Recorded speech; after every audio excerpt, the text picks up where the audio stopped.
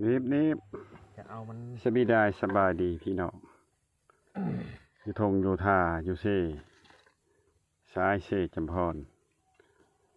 หากินปูกินปลามื่อนี้ครับกับแต่คงกินมาแล้วดังไฟแล้วจีเน่ปิ้งเน่อาหารเขากับเห็ด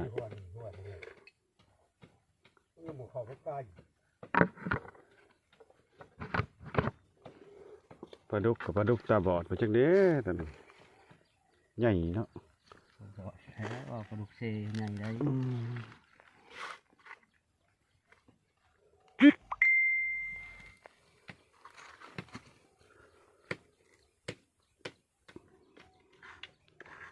นี่กำลังจัดปิ้งปลานี่ปลาโอ้ปลาบอดได้เนาะ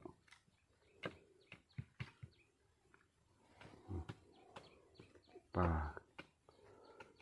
น้ำขอนนะ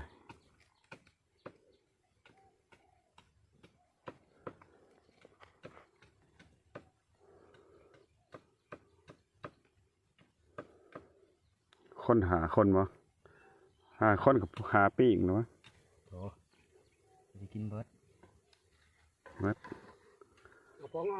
กินเบิร์ดดอกหาคนหาปี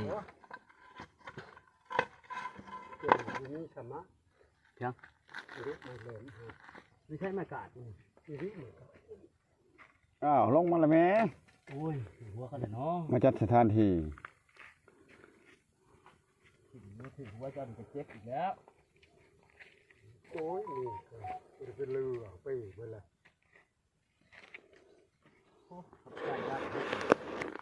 ทีแล้วเบื้องเพลงเบื้องเพลงเพราะว่าดักหัวหัวไอ้ไม่กินอะไรก็บักใหญ่เพื่อนเท่าบริอึด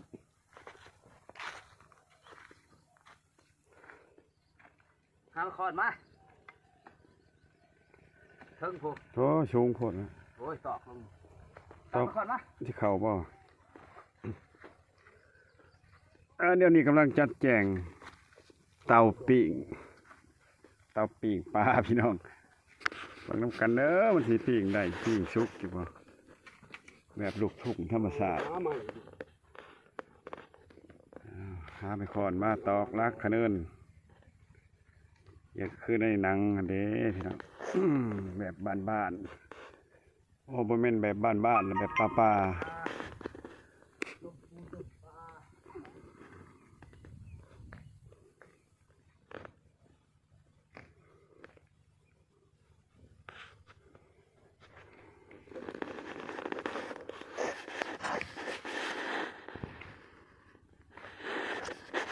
ปีกปลาเขารอถ่าการปีก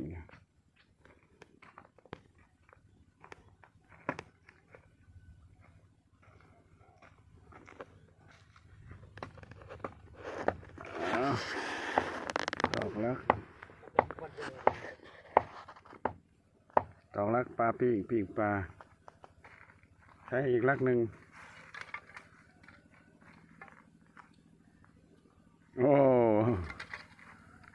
เห็นแบบนี้เนาะเจอไว้เด้อพี่น้องไปป่าไปดงเห็นแบบนี้ปกหลดโอ้เอามาใส่บุ้งดูก่อน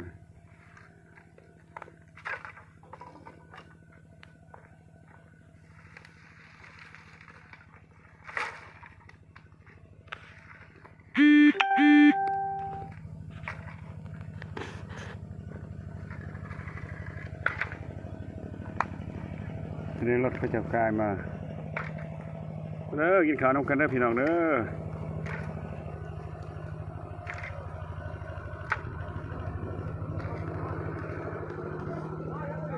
กินปลามากินปลา